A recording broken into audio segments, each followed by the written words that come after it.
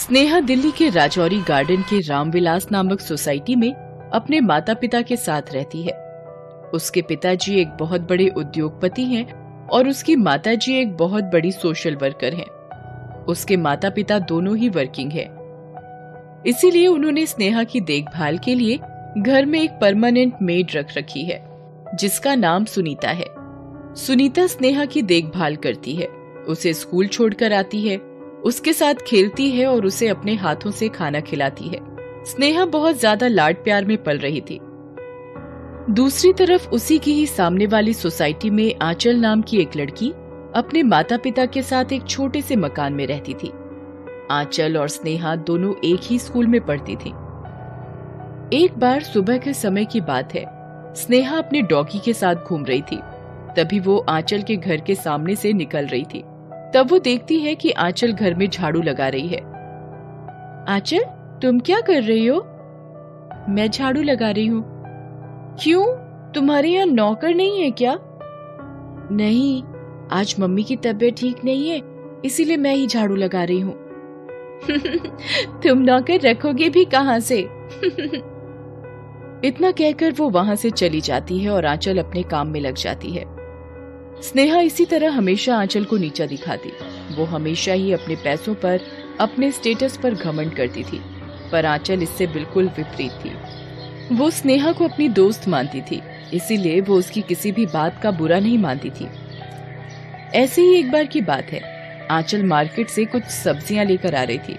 उसी समय स्नेहा की गाड़ी आकर रुकती है। आंचल स्नेहा को देखकर, हेलो स्नेहा। हे, नाइस कार, तुमने नई कार ली है? हाँ, ये मेरी नई कार है। मेरे पापा ने ये कार अभी ली है, टॉप मॉडल है। वैसे तुम्हारे पापा के पास कार नहीं है ना? नहीं। होगी भी कैसे, अब सबके नसीब मेरे जैसे थोड़ी होते हैं। आंचल ये सब सुनकर बहुत दुखी हो जाती है। अच्छा आंचल, मैं चलती हूँ, बाय। आंचल बहुत दुखी मन से अपने घर चली जाती है। आंचल को दुखी देखकर उसकी मम्मी सोचती है कि मैं आंचल के फेवरेट छोले भटूरे बनाती हूँ जिससे आंचल बहुत खुश हो जाएगी। आंचल की मम्मी ऐसा ही करती है और वो आंचल को जैसे ही खाने में छोले भटूरे सर्व करती है, आंचल छोले भटूरे को देखकर खुश हो जाती है, पर वो फिर सोच में पड़ जाती है। क्या हुआ आंचल, छोले भटूरे तो तुम्हारे फेवरेट है ना? हाँ मम्मी। फिर क्या सोच रही हो? मम्मी, स्नेहा को भी छोले भटूरे बहुत पसंद हैं। क्या आप छोले भटूरे उसके घर भी दे आओगे? हाँ बेटा, क्यों नहीं। आंचल की मम्मी स्नेहा के घर जाती हैं। उस समय स्नेहा घर पर अकेली होती है। वो स्नेहा को घर पर अकेला देखकर कहती है, तुम्हारे मम्मी पापा घर पर नहीं है क्या? हाँ आंटी, मम्मी किटी पार्टी में गई है और पापा ऑफिस में है। आपको कुछ काम था क्या? नहीं बेटा, कुछ काम नहीं था, बस मैंने आज छोले भटूरे बनाए थे तो आंचल ने बताया कि तुम्हें भी छोले भटूरे बहुत पसंद हैं, इसीलिए तुम्हारे लिए छोले भटूरे लाई हूँ। आंटी, हमें छोले भटूरे नहीं खाने, वो मेरी मम्मी आते वक्त रेस्टोरेंट से खाना लेकर आने वाली है, तो आप अपने छोले भटूरे वापस ले जाओ। Middle class. ठीक है, हमें मिडिल क्लास के घर का खाना तो क्या, पानी भी पीना पसंद ना करें। ऐसे ही कुछ दिन और बीत जाते हैं और फिर एक दिन स्नेहा के घर में सुनीता नाम की नौकरानी स्नेहा के बेडरूम में साफ सफाई कर रही होती है। उसी समय स्नेहा वहां आती है। सुनीता दीदी। हाँ, आपके कपड़े कितने पुराने और कितने गंदे हैं। वैसे आपके पास ज्यादा कपड़े होंगे भी नहीं, क्योंकि आप गरीब जो हो। सुनीता ये सब सुनकर बहुत दुखी हो जाती है। वैसे आपका घर ठीक ठाक ही होगा ना, हमारे जैसा थोड़ी होगा। अरे मैं भी ना, अगर आपका घर अच्छा होता तो आप हमारे यहाँ काम थोड़ी करती। चलो खैर, आप अपना काम करो वरना आपको पैसे नहीं मिलेंगे। सुनीता बहुत दुखी हो जाती है और दुखी मन से ही अपने काम में लग जाती है। रात में जब उसके मम्मी पापा घर आते हैं तो उसके पापा बहुत दुखी होते हैं। क्या हुआ पापा, आप दुखी क्यों हो? हमारा एक बहुत बड़ा कंसाइनमेंट था जो कि अब्रॉड जाना था कल ही, और हमने सारा का सारा कंसाइनमेंट रेडी भी कर लिया, पैकिंग भी कर ली और बुक भी कर दिया था। बस भेजने ही वाले थे, तभी उनका कॉल आ गया कि कंसाइनमेंट कैंसिल हो गया है। और बेटा हमने इस कंसाइनमेंट के लिए मार्केट से, बैंक से बहुत पैसा उठा रखा है। अब हमारा क्या होगा कुछ समझ नहीं आ रहा। हम रास्ते पर आ जाएंगे। ऐसा कुछ नहीं होगा पापा, आप परेशान मत हो। बेटा अब कुछ नहीं हो सकता। अब हम गरीब हो गए हैं। ये घर, गाड़ी, अब कुछ नहीं रहेगा हमारे पास। स्नेहा और उसके माता पिता सभी बहुत दुखी होते हैं और हर तरफ से कोशिश करते हैं कि कंसाइनमेंट कोई ले ले, जिससे बैंक के लोन, मार्केट का पैसा टाइम पर जमा कर पाए। पर उन्हें हर जगह से निराशा ही हाथ लगती है। समय धीरे धीरे बीतता जाता है। एक सप्ताह बाद अखबार में उनके घर नीलाम के बारे में एक इश्तेहार निकलता है, जिसे आंचल पढ़ लेती है। आंचल इश्तेहार पढ़ने के बाद दौड़ी दौड़ी अपने पापा के पास जाती है और स्नेहा के परिवार की स्थिति के बारे में सब कुछ बताती है। ये सब सुनकर उसके पिताजी कहते हैं, उन्हें अपने कर्मों की सजा मिल रही है।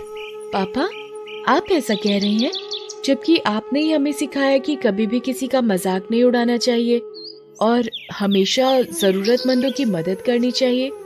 स्नेहा तो फिर भी मेरी सहेली है। प्लीज पापा, आप कुछ करो ना। बेटा हम गरीब हैं। हमारे पास इतने पैसे नहीं हैं कि हम उनकी कुछ मदद कर सकें। पापा मैं कुछ नहीं जानती, आपको कुछ न कुछ तो करना ही होगा। ठीक है बेटा, मैं अपने बॉस से इस बारे में बात करता हूँ कि शायद वो कंसाइनमेंट ले लें या किसी और को दिलवा दें। मैं कोशिश करता हूँ कि कुछ काम बन जाए। ठीक है पापा, आप जल्दी जाओ और अपने बॉस से बात करो। ठीक है बेटा। आंचल के पिता अपने बॉस के पास जाते हैं और उन्हें सारी बात बताते हैं। ये सब सुनकर और आंचल के पिता की ईमानदारी और व्यवहारिकता को देखते हुए वो मदद करने के लिए तैयार हो जाते हैं। वो तुरंत अपने फ्रेंड को कॉल करते हैं और कंसाइनमेंट खरीदने के लिए कन्विंस करते हैं। दूसरी तरफ स्नेहा रात को एक सपना देखकर बहुत डर जाती है। वो चिल्लाते हुए उठ जाती है। तभी उसकी मम्मी उसकी आवाज सुनकर उसके पास पहुंचती है और पूछती है, क्या हुआ बेटा, तुम चिल्ला क्यों रही थी? मम्मी, मैंने बहुत बुरा सपना देखा। मैंने देखा कि सुनीता आंटी, आंचल की मम्मी और उसके पापा सभी लोग जोर जोर से मुझसे कह रहे थे कि ये तुम्हारे कर्मों की सजा है और तुम हमें नीचा दिखाओ और हमारा अपमान करो। अब तुम भी गरीब हो जाओगी। तब पता चलेगा कि गरीब होना क्या होता है, जब तुम भी छोटी छोटी चीजों के लिए तरसोगी। मम्मी, ये सब मेरी ही गलती है। सही में मुझे अपने कर्मों की ही सजा मिल रही है। हमने तुम्हें पहले भी समझाया था कि कभी किसी का अपमान नहीं करना चाहिए। अभी भी कुछ देरी नहीं हुई है। तुम सुनीता आंटी, आंचल और उसके माता पिता से माफी मांग लो। वो जरूर तुम्हें माफ कर देंगे। ठीक है मम्मी, मैं कल ही सुबह उनके घर जाकर उनसे जरूर माफी मांगूंगी। अगले दिन सुबह सुबह आंचल स्नेहा के घर आती है और स्नेहा आंचल को अपने घर में देखकर कहती है, मुझे माफ कर दो आंचल, मैंने हमेशा तुम्हारे माता पिता की बेइज्जती की है। मुझे माफ कर दो, मुझे अपनी गलती का बहुत पछतावा है। अरे तुम ये क्या सब बेकार की बातें लेकर बैठ गई हो? तुम मेरी दोस्त हो और रहोगी, और दोस्ती में कैसी माफी? खैर, मुझे पता चला था कि तुम्हारा घर नीलाम होने वाला है, इसीलिए मैंने अपने पापा जी से बात की है।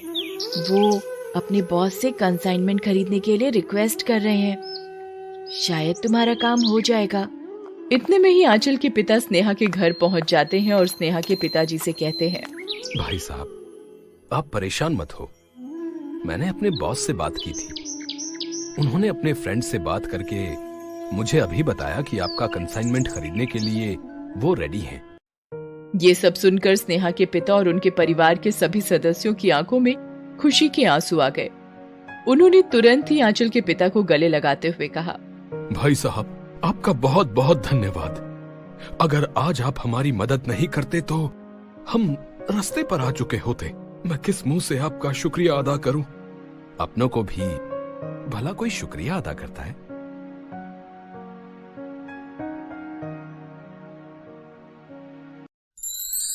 Thanks for watching.